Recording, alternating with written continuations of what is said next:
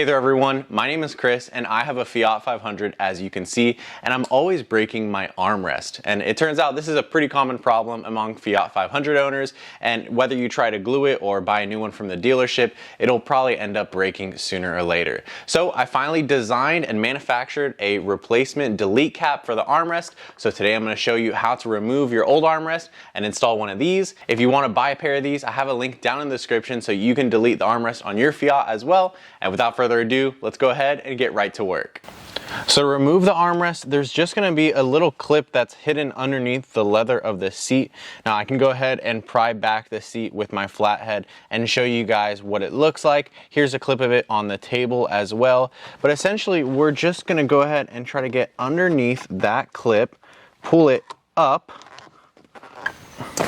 and once it's free, you should be able to slide off your armrest. Here we go, fell apart on the way out.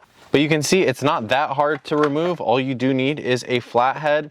And what you do want to do is try to grab that clip out there, make sure it's not interfering when we insert our delete cap, and that you don't lose it in case you want to put your armrest on later.